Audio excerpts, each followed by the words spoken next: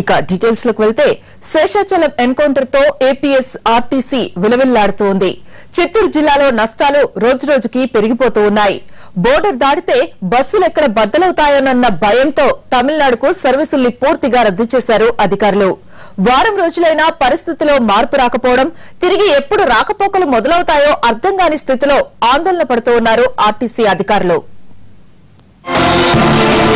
Seshachalam encounter అసలా నకిలీయా, బాధ్యులెవరన్న సంగతి పక్కన పెడితే బాధితులంతా తమిళులేనన్న విషయం మాత్రం ఆర్టీసీపై ఎఫెక్ట్ చూపింది.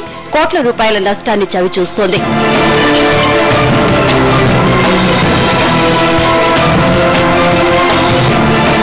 ఈ నెల 7వ తేదీన ఎన్కౌంటర్ జరగ్గా అందులో చనిపోయింది అంతా తమిళనాడుకు చెందిన ఎర్రచందనం కూలీలేనంటూ ఆందోళనలు జరుగుతున్నాయి.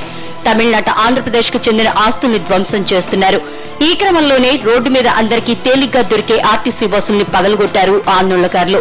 దీంతో జాగ్రత్త పడ్డ ఆర్టీసీ తమిళనాడుకు నడిచే సర్వీసులన్నింటినీ నిలిపివేసింది. వారం గడిచినా పునరుద్ధరణకు ఆదేశాలు రాకపోవడంతో నష్టాలు పెరిగిపోతున్నాయి.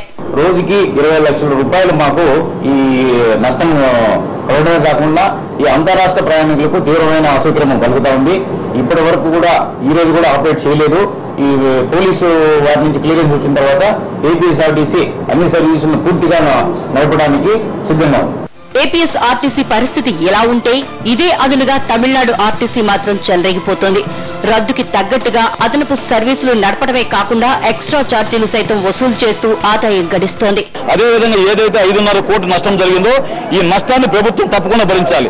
లేని పక్షంలో జరగబోయే ఉద్యమాలకి ప్రభుత్వం యాజమాన్య బాధ్యత వహించాలి. ఇప్పుడు కూడా మేము ఒకటే చెప్తున్నాం, మా బస్సులకిను ఎన్కౌంటర్కి ఎలాంటి సంబంధము, తమిళనాడు నుంచి రావాల్సిన బస్సులన్నీ కూడా పనికిరాని బస్సులను కూడా వాళ్ళు ఎక్స్ప్రెస్ ప్యారిపేట దింపేసి ఇక్కడ తిప్పుతూ ఇక్కడ ఆర్టీసీకి రావాల్సిన ఆదాయాన్ని వాళ్ళు గండు కొడుతుంటే మన ప్రభుత్వము వాళ్ళు అది నిమ్మకు నీరెట్టుగా ఉండడం అనేది చాలా దారుణమైన విషయము.